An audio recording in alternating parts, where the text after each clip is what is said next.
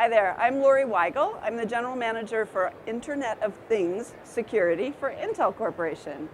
So at Intel, we define the Internet of Things very, very broadly. It covers everything from cars to retail point of sale systems and signs to even manufacturing and energy, a whole bunch of different sectors.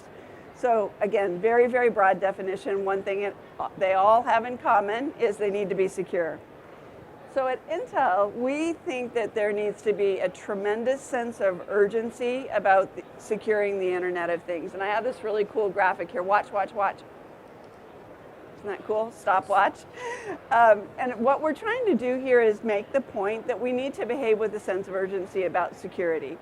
And that's for two reasons. One is the things that we ship today will be in the market for decades. Think about your car. You might not have it for 15 years, but it probably will operate for at least a decade. And so if it has security vulnerabilities, they last for a very long time. Similarly, we think that the ramp of IoT devices is just beginning. So we need to act now before the volume gets even bigger. And we were reminded of that recently. Actually, beginning last year, we started to see a new kind of attack and a new sort of phenomenon with the hacker community. And what they're doing is taking advantage of Internet of Things vulnerable devices.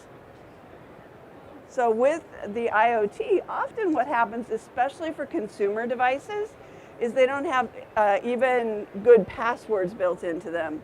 And the consumer isn't super motivated. They get a new video camera.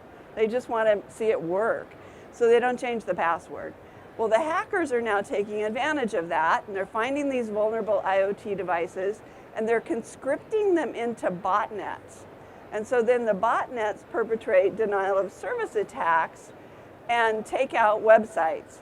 So we saw this first with Mirai, which is the fancy name for a botnet that was used to attack the Brian Krebs website. Brian Krebs is a good guy, a security researcher, and he had irritated some hackers, and so they went after his website. Similarly, a little bit later, there was something called the Dyn attack, which took out a lot of internet infrastructure, and websites like Twitter actually didn't function for a while. And the perverse part of this, I'll use that kind of odd word, perverse, is that the people who own the devices don't get impacted by these attacks. The devices are used to actually inflict pain on somebody else. And so the problem is they're not really motivated to fix them. And so we really are seeing kind of a problem, a systemic problem here.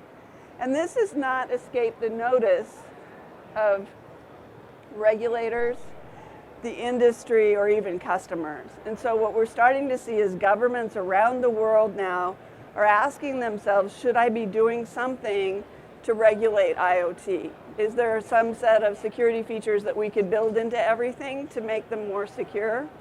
And so that's actually a really tough problem. I mean, we'd all would love, I think, for there to be a little good housekeeping seal of approval on a device to say this is secure.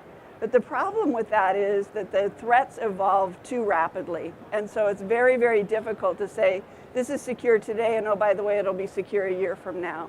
So really tough problem, some good people working on it. Industry, similarly, taking a lot of steps to make devices systemically more secure.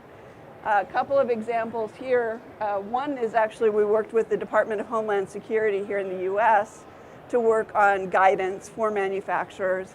The Industrial Internet Consortium has done the same thing for industrial internet devices. And this document's actually 75 pages of really good advice on how to secure the industrial IoT. And then lastly, the thing that we're really excited about is customers are starting to ask for security. And so instead of it being an afterthought, it's now in the purchase request.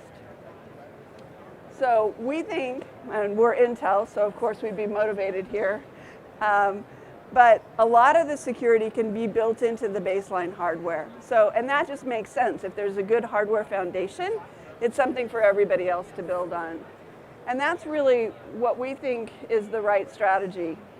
I apologize, the slide's a little bit messed up here, but I'll just talk to it. I've got some odd word wrapping going on here. So for the Internet of Things, first we think you should start with a hardware security foundation.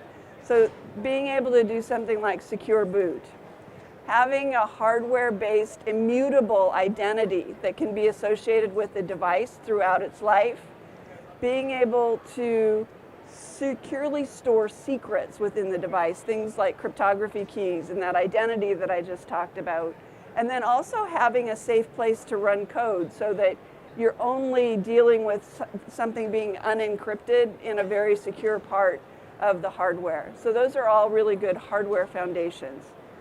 The next thing though, and this is I think the hardest part about IoT, is we need to look at each vertical use case and do a security architecture for it end to end. Because we can make my device really secure, but if the thing that's connected to it or the communications aren't secure, then it's only going to be secure as its weakest link. The other thing that's really interesting about this vertical approach is think about the threat models. The threat model for my connected car is a lot different than a point of sale system. Point of sale system, I'm worried about somebody stealing my credit card information. My car, I'm really worried about somebody taking over my brakes. And so I'm going to build different kinds of protection based on that. So we have to do that vertical use case by vertical use case. But lastly, the other thing that can really help us is having some security services in place. Think about secure provisioning so that you know from the very beginning of the device's life that it's secure. So it's secure from day one. Also, being able to regularly attest to the integrity of the device and know that it hasn't been tampered with. Just a couple of examples. So again, making that same point or a similar point, this needs to be end-to-end. So it's not just about the device, but we need to be thinking about the network. We need to also think about the cloud. And we have a lot of technologies at our disposal. We just need to put them in use, and then we can secure the Internet of Things.